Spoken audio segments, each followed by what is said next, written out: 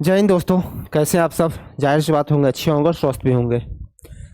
कल तो पता चल ही गया होगा किस तरह से पेपर पूछा बीपीएससी। बहुत सब लोग कोर्स लेने में बिजी थे। केजीएस हो गया, क्या कहते हैं, ज्ञान बिंदु हो गया, सबका कोर्स परचेज किए। अब बेचारे सब लोग रोके चलाए। देख लीजिए किस तरह का क्वेश्चन था और तो उसका ट्रेंड क्या था। जो करंट अफेयर तो इतना ज़्यादा टफेस्ट था दोस्तों कि मत पूछिए। मतलब कि मॉडरेट टू हार्ड ही कर सकते हैं, इजी नहीं कर सकते उसको कभी भी नहीं। ठीक है, तो जो लोग खुद से मेहनत किए होंगे डेडिकेशन के साथ, उनका पेपर बहुत बढ़िया गया होगा। क्योंकि जो हिस्ट्री का टॉपिक था और ज्योग्राफी का टॉपिक था वो सब लोगों बनाए होंगे, कोई नहीं छोड़े होंगे। बिहार स्पेशल था तो ऐसा छूटने वाला नहीं था। लेकिन जो मेन रीजन कट ऑफ जो बूम करेगा या लो जाएगा, तो जिनका नेगेटिव या प्लस होगा वो सब करंट के माध्यम से होगा। ठीक है, तो आइए, वो सब तो खैर चर्चा की बात है। जहाँ जिससे पढ़ना है पढ़ ही रहे हैं लोग, किसी को मना तो कोई कर नहीं सकता है। आज से हम अपना चैनल पर जो है एक नए सीरीज का आगाज कर रहे हैं। उस सीरीज का नाम है बौद्ध धर्म। आप लोगों को पता होना चाहिए कि पहले भी अनाउंस कर चुके थे कि अब हम लोग शुरू से लेकर प्लेलिस्ट के बना करके हिस्ट्री का 1 बाय 1 टॉपिक जो है ख़त्म करेंगे हम लोग, ताकि आप लोगों को मज़ा आए पढ़ने में। और यकीन मानिए कि हम चैलेंज देते हैं कि अगर इस टॉपिक से क्वेश्चन एग्जाम में आ गया तो एक भी क्वेश्चन नहीं छूटने वाला है दोस्तों। और जिस दिन आपसे छूट गया तो उसी दिन आप बोलिए कि हाँ आपके क्लास से कोई नहीं लड़ा था, उसी दिन हम पेन छोड़ देंगे। ठीक है, चैलेंज के साथ करते हैं दोस्तों। ऐसा नहीं कि अपने आप को प्रमोट कर रहे हैं, बिल्कुल नहीं। जहाँ पढ़ना पढ़िए, कोई दिक्कत नहीं, बस आप रिवीजन करते चलिए इसी बहाने। ठीक है, तो आइए देखते हैं बौद्ध धर्म का एकदम मस्त क्लास हम लोग लेके आए हैं। मजा आ जाएगा, क्वेश्चन बेहतरीन बेहतरीन है। चलिए, ये देखिए दोस्तों, कह रहा है बुद्ध के जीवन की अंतिम वर्षा ऋतु कहाँ बिताई थी। महात्मा बुद्ध ने अपने जीवन की अंतिम वर्षा ऋतु कहाँ बिताई थी दोस्तों। बहुत ही लाजवाब क्वेश्चन है दोस्तों, एकदम बेस्ट कंटेंट है एकदम। हर जगह से छांट के लाए। छांटना क्या है भाई, गौतम बुद्ध है तो उनसे जितने भी प्रश्न बन सकते थे बनाए हम लोग। ठीक है, बुद्ध ने अपने जीवन की अंतिम वर्षा ऋतु कहाँ बिताई थी तो दोस्तों वैशाली में। कहाँ? वैशाली में दोस्तों। वर्षा ऋतु जो अंतिम कहाँ बिताई थी तो वैशाली में बिताई थी। क्लियर हो गया, कोई दिक्कत? महात्मा बुद्ध के दोस्तों,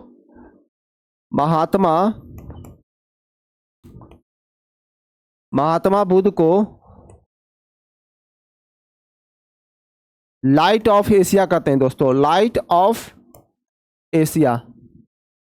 ठीक है, यानी कि ज्योति का प्रकाश कहते हैं। क्या कहते हैं? ज्योति का प्रकाश। ज्ञान के माध्यम से अपने प्रकाश में उजाला किन्होंने किया था तो गौतम बुद्ध ने किया था। ठीक है, जो सब लोग भ्रम में रहते थे, आज तो हम लोग को कुछ पता ही नहीं है। अगर गौतम बुद्ध का कहानी सुनिएगा तो एक ऐसा मार्ग है जिससे इंसान के जीवन में शांति ला सकता है। ठीक है, आप अपने सही और गलत का निर्णय खुद ले सकते हैं।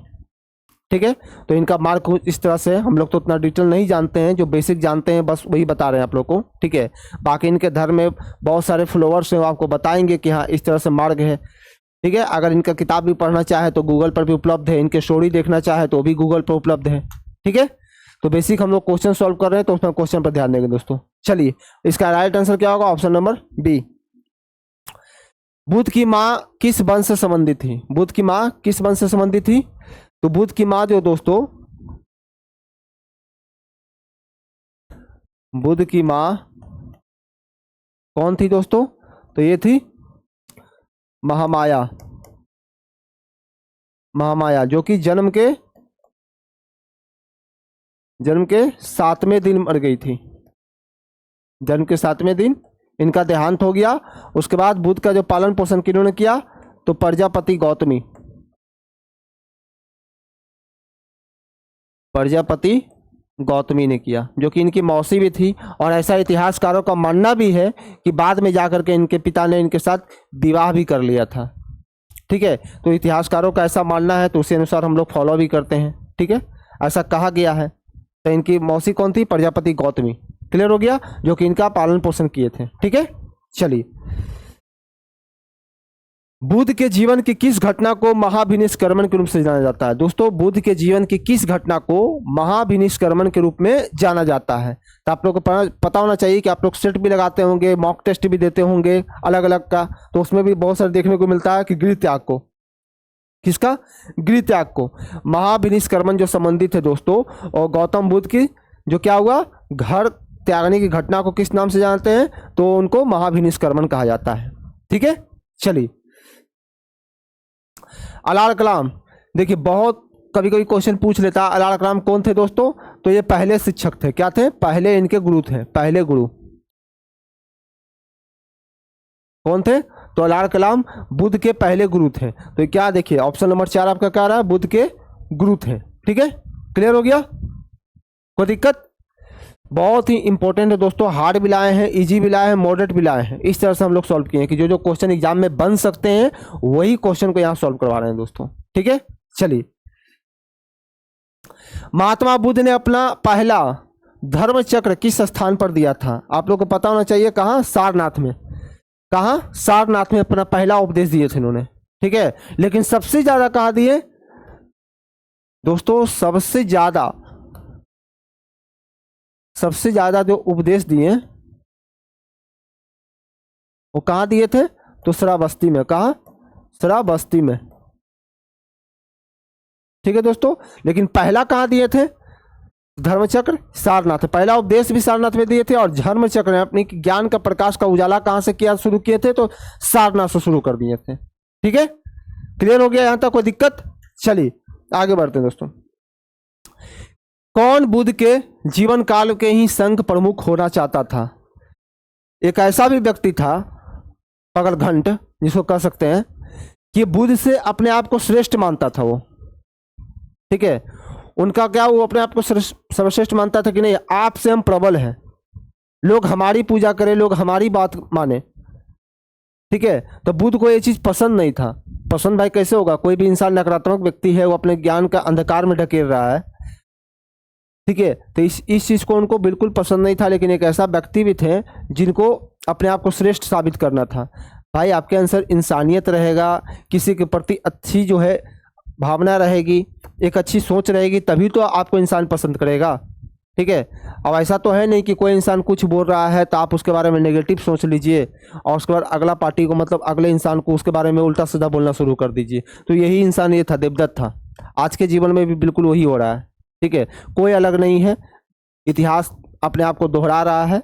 लोग आज भी जो है नेगेटिविटी अपने माइंड में फैलाते चल जा रहे हैं, ये इंसान वो है, इंसान वो है, आपके बारे में ऐसा बोला, आपके बारे में ऐसा बोला। तो ये भी अपने आप को श्रेष्ठ मानता था। कौन? देवदत्त। देवदत्त जो कि बुद्ध से ज्यादा अपने आप को श्रेष्ठ साबित करना चाहता था, लेकिन अंत में कुछ नहीं हुआ। इनका मानना था कि आप जब मरे, जब बहुत छोड़े, तो आपकी जितना भी संघ है का प्रमुख है वो हम अपने हाथों में लेना चाहते हैं। तो बुद्ध ने कहा नहीं, हम आपको नहीं देना चाहते। इनका आचरण सही नहीं था। उसके बाद उन्होंने क्या किया? नहीं, वो साफ साफ मना कर दिया और वहां से वो हाथ जोड़ के आगे निकल गए थे। ठीक है, चलिए किस बौद्ध साहित्य में महात्मा बुद्ध के नैतिक और सिद्धांत का संबंधी संकलित है दोस्तों? कह रहा है कि किस बौद्ध संहिता में महात्मा बुद्ध के नैतिक सिद्धांत और संबंधी प्रवचन संकलित है दोस्तों? तो एक क्वेश्चन आपके लिए है, देखते हैं कौन कौन स्टूडेंट बना पाते हैं। VVI है दोस्तों, कौन लोग बना पाते हैं जरा देखिए, कमेंट में आप लोग जरूर बताइएगा। ठीक है, तो ये क्वेश्चन आपके लिए, बताइएगा जरूर। ठीक है, और नहीं बताइएगा तो चैनल को अनसब्सक्राइब भी कर दीजिएगा। ठीक है, क्योंकि ऐसे लोग नहीं चाहिए जो सिर्फ टाइम पास करने के लिए आते हों। भाई जब जुड़े हैं तो थोड़ा सा 10 मिनट 20 मिनट समय दे करके रिवीजन भी कर लीजिए। हमको ऑडियंस वैसा चाहिए जो बिल्कुल पढ़ने में एक्टिव हो। डीएक्टिवेट होने के लिए अगर आप आए हैं सिर्फ इंटरेस्ट लेने के लिए तो अनसब्सक्राइब करके जा सकते हैं। ठीक है, कोई हमको परवाह नहीं है। ठीक है, चलिए बोध गया में महाबोधि मंदिर जो है बनाया गया है, किस लिए बनाया गया था? भाई जहाँ ज्ञान की प्राप्ति मिलेगा, मान के चलिए किसी व्यक्ति को कहीं जॉब मिलता है, ठीक है, तो वहाँ वो क्या करेगा? अपना सेटलमेंट करेगा। लोग वहाँ मतलब कि आप अपने आप को एडजस्ट कीजिएगा, उस अनुसार अपने रूम को सजाइएगा। ठीक है, लेकिन ये तो महात्मा थे, ये तो भगवान की श्रेणी में भी आते थे।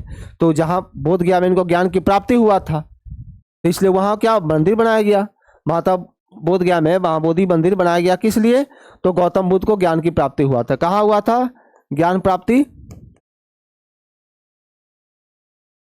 ज्ञान प्राप्ति दोस्तों निरजना नदी के तट पर। कहाँ? निरजना नदी के तट पे। क्वेश्चन पूछ देता किस नदी के किनारे? निरजना नदी के तट पे। आवे ना भाई, कहाँ से क्वेश्चन पूछेगा। हम तो चैलेंज ठोक के कहते हैं कि अगर आ गया ना इस क्वेश्चन से, एक भी बुध काल से अगर क्वेश्चन आ गया आप लोग को एग्जाम में, अगर छूट गया ना, बोल तो रहे हैं कि इस पेन को उसी दिन ड्रॉप कर देंगे, दोबारा कभी नहीं उठाएंगे जीवन में, ठीक है। इतना ज़्यादा भाई एक्सपीरियंस, इतना ज़्यादा बुक को फॉलो किए हैं, क्वेश्चन बनाए हैं, पता है कि एग्जामिनर किस तरह से वहाँ डाल सकता है। कल देखबे किए होंगे ना बीपीएससी में, पता चल ही गया होगा कि क्या फैक्ट होते हैं, कैसा क्वेश्चन बन सकता है, ठीक है। ना तो इकोनॉमिक्स देखने को मिला, ना तो इंडियन ज्योग्राफी देखने को मिला। क्वेश्चन था नहीं था, ये दोनों सेगमेंट बिल्कुल गायब थे, ठीक है। और देखिए पॉलिटी का कितना वेटेड, कितना हाई चल गया था, एक भी आर्टिकल नहीं दिया था। तो आर्टिकल पढ़ने वाला भी तो बेचारा खामोश बैठा हुआ है कि भाई एक को आर्टिकल तो दे देता, काश माइंड लगा पाते हैं। तो चलिए फिलहाल हम लोग हिस्ट्री पढ़ रहे हैं, उस पर फोकस करें, बाकी सीरीज हम चलाएंगे जब पॉलिटी का पता ही भी करेंगे। देखिए क्या है, गौतम बुद्ध को ज्ञान का प्राप्ति हुआ था कहाँ से, निर्जना नदी के तट पे यानी बोध गया में, ठीक है। भारतीय कला में बुद्ध के जीवन किस घटना पर चित्रण मृग संहिता है। दोस्तों कह रहा है कि भारतीय कला में बुद्ध के जीवन की किस घटना का चित्रण मृग संहिता चक्र द्वारा हुआ है। भारतीय कला में बुद्ध के जीवन की किस घटना को चित्रण मृग संहिता के द्वारा चक्र में हुआ है। तो इसका क्या होगा, आंसर होगा प्रथम उपदेश। क्या होगा, प्रथम उपदेश में, ठीक है। मृग संहिता चक्र द्वारा हुआ तो प्रथम उपदेश में चर्चा की है, ठीक है। चलिए, गंधार शैली की मूर्ति कला में बुद्ध के सारनाथ में हुए प्रथम धर्मोपदेश संबंध का मुद्रा का नाम क्या है दोस्तों। देखिए बहुत इंपॉर्टेंट है दोस्तों क्वेश्चन, बहुत इंपॉर्टेंट क्वेश्चन है। आप लोग प्लीज बताइएगा, एकदम ये 2 क्वेश्चन आप लोग को दे रहे हैं, बता के जाना है, नहीं तो चैनल को भी अनसब्सक्राइब कर दीजिएगा, कोई दिक्कत नहीं है। पढ़ना है तो अच्छे से पढ़िए, वरना अनसब्सक्राइब करके चले जाइएगा, ठीक है। तो इस क्वेश्चन का राइट आंसर आप लोग कमेंट में जरूर दीजिए और बताइए कि इसका राइट आंसर क्या होगा, ठीक है। चलिए, बुद्ध की खड़ी प्रतिमा किस काल में बनाई गई। बुद्ध की जो खड़ी प्रतिमा है दोस्तों, महात्मा बुद्ध जी का जो खड़ी प्रतिमा है वो किस काल में बनाई गई थी दोस्तों। बहुत इंपॉर्टेंट क्वेश्चन है, क्या होगा, कुषाण काल में। कहा, कुषाण काल में, ठीक है दोस्तों। कुषाण काल में महात्मा बुद्ध की जो है खड़ी प्रतिमा बनाई गई थी, ठीक है, कोई दिक्कत। चलिए क्लियर हो गया, टेंशन मत लीजिए दोस्तों, सारा टॉपिक हिस्ट्री का जितना भी एशियंट हो गया, जो मेन टॉपिक है उसको हम लोग यहाँ कंप्लीट कराएंगे, एक एक चैप्टर, थ्योरी के साथ भी, 3D के साथ भी, पिक्चर के साथ भी, क्वेश्चन के साथ भी, सब लोग लेके साथ चलेंगे, कोई टेंशन मत लीजिए, ठीक है। पॉलिटी का भी बेहतरीन ढंग से कराएंगे, बायो का भी करवाएंगे, ठीक है। तो आप लोग धीरे धीरे आप लोग जुड़े रहिए और इंटरेस्ट लेते रहिए, क्वेश्चन का आप लोग प्रैक्टिस करते रहिए, ठीक है। चलिए आगे बढ़ते हैं दोस्तों। महायान बौद्ध धर्म में बोधिसत्व अवलोकित सेश्वर और किस अन्य नाम से जाना जाता है दोस्तों। महायान बौद्ध धर्म में बोधिसत्व अवलोकितेश्वर को किस अन्य नाम से जानते हैं दोस्तों। महायान देखिए, एक होता है दोस्तों हीनयान, दूसरा है दोस्तों महायान। ये दोनों जो है दोस्तों चतुर्थ जब बौद्ध संगीति हुआ था, चतुर्थ बौद्ध संगीति में विभाजित हुआ था, बौद्ध संगीति में अलग हुए थे कह सकते हैं, ठीक है, जो कि कनिष्क के समय हुए थे। किसके समय, कनिष्क के समय हुआ था चतुर्थ बौद्ध संगीति। कहाँ, कुंडल वन में। कहाँ, कुंडल वन में, जो कि कहाँ है, तो कश्मीर में है दोस्तों। कहाँ, कश्मीर में। क्लियर हो गया, कोई दिक्कत।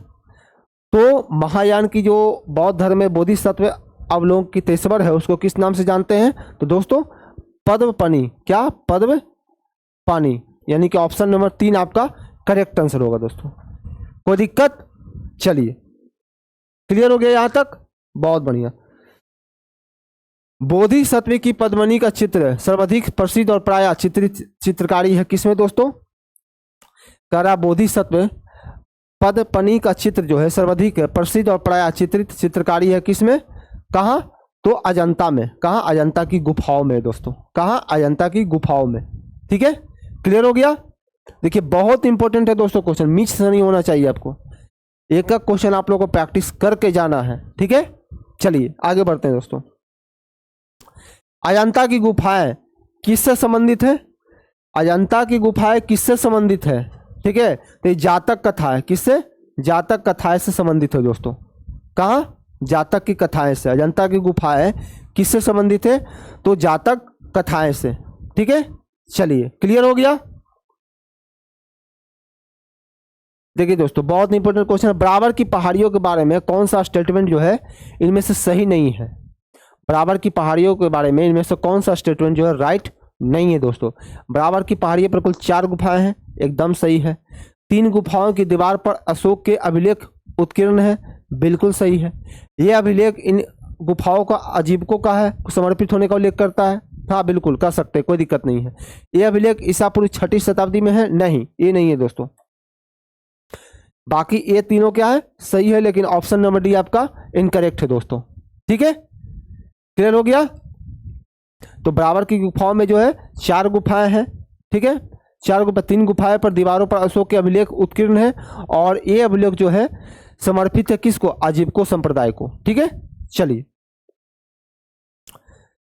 किसे सर्वश्रेष्ठ स्तूप मानते हैं? किसे सर्वश्रेष्ठ क्या मानते हैं दोस्तों? सर्वश्रेष्ठ स्तूप मानते हैं। तो सांची को, सांची का स्तूप जो है दोस्तों मानते हैं। किसने बनाया था? तो अशोक ने। ठीक है, किसे मानते हैं? तो सांची का स्तूप जो है सर्वश्रेष्ठ किसको मानते हैं? तो सांची को दोस्तों। ठीक है, क्लियर हो गया। जिसका निर्माण किसने किया था? तो सम्राट अशोक। ठीक है, चलिए। कश्मीर में कनिष्क के शासनकाल में जो बौद्ध संगीति आयोजित हुई थी उसकी अध्यक्षता इनमें से किसने की थी दोस्तों?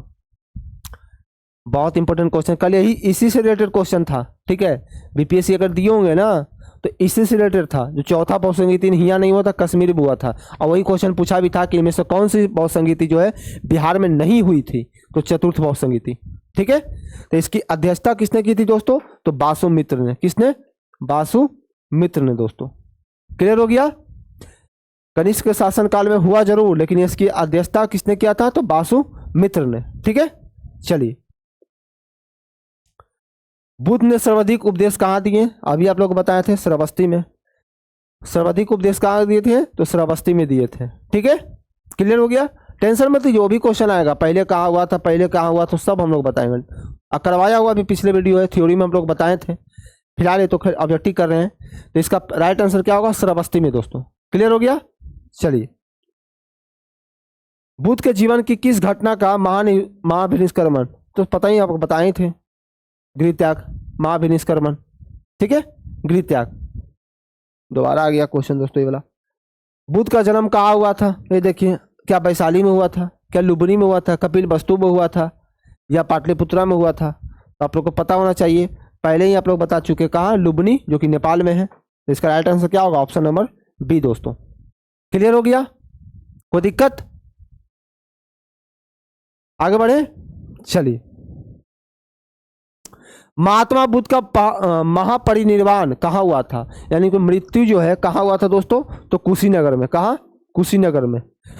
सुभद्र नामक एक व्यक्ति था, सुभद्र नामक एक व्यक्ति था जो कि वहाँ उनको क्या ऐसा कहा जाता है कि उनको सुअर का जो है मांस उनको खिला दिया था, जहर देकर भी उनको कह सकते मारा गया था। ठीक है, तो उनको सुअर का मांस भी चर्चा किया गया बहुत सारे बुक में कि उनको सुअर का मांस जो है मरते वक्त खिलाया गया था दोस्तों। ठीक है, तो महात्मा बुद्ध का महापरिनिर्वाण कहाँ हुआ? कुशीनगर में। कहाँ? कुशीनगर में। चलिए। गौतम बुद्ध द्वारा अपने धर्म में दीक्षा दिए जाने वाला अंतिम व्यक्ति कौन था दोस्तों? वही सुभद्र। अंतिम जो है, जो दान दक्षिणा जो दिया था ना महात्मा बुद्ध को, वो सुभद्र ही था। इस पागल को कोई बहका दिया था कि ये व्यक्ति जो है महान नहीं है, ये है वो है।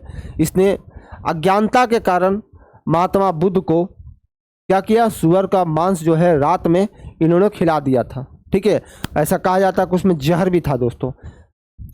हालांकि वो चीज़ खाते नहीं थे, लेकिन फिर भी उनको गलतफहमी के शिकार होते हुए भी क्या किया? उनको स्वीकार करना पड़ा, और उन्होंने जैसे ही खाया उसके बाद उनका महापरिनिर्वाण हो गया, यानी कि मृत्यु हो गया था। ठीक है, तो सुभद्र था।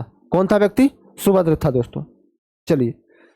बुद्ध की मृत्यु के पश्चात प्रथम बौद्ध संगीतीय अध्यक्षता किसके द्वारा की गई थी दोस्तों? देखिए, बहुत इंपॉर्टेंट है दोस्तों, बहुत इंपॉर्टेंट क्वेश्चन। बताइए, जल्दी बताइए। जब भगवान बुद्ध की मृत्यु हुई थी तो पहला बौद्ध संगीति किसके अध्यक्षता में की गई थी दोस्तों? किसके अध्यक्षता में? क्लियर कीजिए, आप लोगों को छोड़ के ले जा रहे हैं। ये भी क्वेश्चन नहीं बताइएगा तो फिर कैसे एग्जाम में क्रैक कीजिएगा? कमेंट में आप लोग जरूर बताइए, ठीक है। चलिए, और नहीं अगर बताइएगा तो वहां पर हम पिन कर देंगे इसका राइट आंसर, ठीक है। सप्तकर्णी गुफा स्थित है कहाँ? देखिए बहुत इंपॉर्टेंट है दोस्त, सप्तकर्णी गुफा स्थित कहाँ है? कहाँ स्थित है बताइए जल्दी। 3-4 क्वेश्चन जो है दोस्तों आप लोग को छोड़ के जा रहे हैं हम आपके लिए कि आप लोग इसका राइट आंसर दीजिएगा। अरे आप लोगों को भी तो माइंड पर थोड़ा जोर पड़ना चाहिए, तब ना बताइएगा कि हाँ सर इसका ये होगा, यहाँ भैया इसका ये होगा, ठीक है। तो प्लीज़ बताइए कमेंट में ज़रा, देखते हैं कितने लोग एक्टिव हैं पढ़ने में। चलिए, ये तो क्वेश्चन हो गया दोस्तों, अभी बताएं।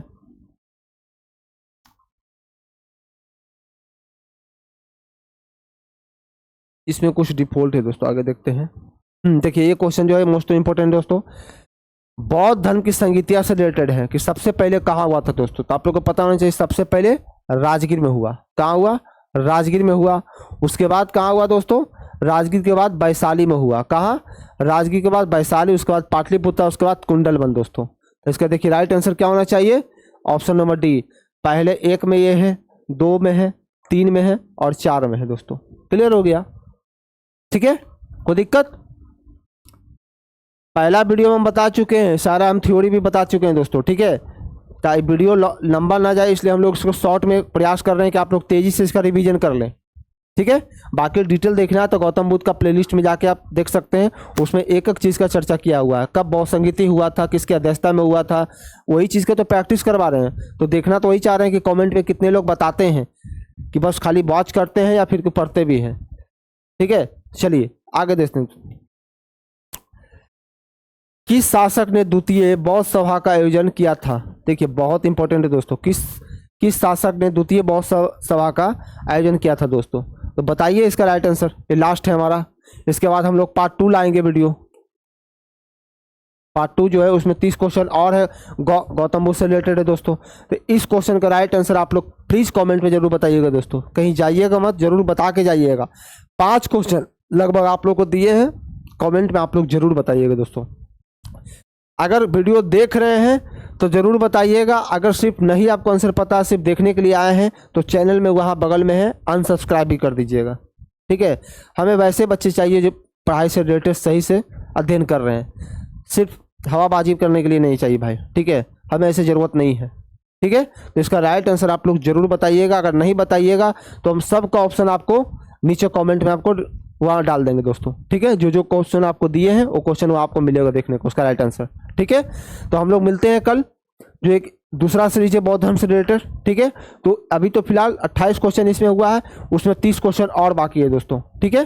क्लियर हो गया? तो उसमें अगला वीडियो में हम लोग बौद्ध धर्म का एक चैप्टर पूरा कंप्लीट हो जाएगा, प्लेलिस्ट में जाकर आप देख सकते हैं, ठीक है। उसके बाद हम लोग जैन धर्म शुरुआत करेंगे, जैन धर्म का जो है ऑब्जेक्टिव देखेंगे, फिर उसके बाद देखो सिंधु सभ्यता का ऑब्जेक्टिव देखेंगे, उसके बाद मौर्य वंश आएगा, ठीक है। तो ऐसे ऐसे करके हमको एशियन पूरा समाप्त करेंगे दोस्तों, उसके मेडिवल जाएंगे, उसके बाद मॉडर्न जाएंगे, ठीक है। तो हम लोग सेलेक्टिव चैप्टर को उठाए हैं, सेलेक्टिव चैप्टर को उठाए हैं ताकि इसको तेजी से हम लोग कवर कर पाएंगे दोस्तों, ठीक है। तो चलिए कल मिलते हैं, ठीक है। जय हिंद, जय भारत।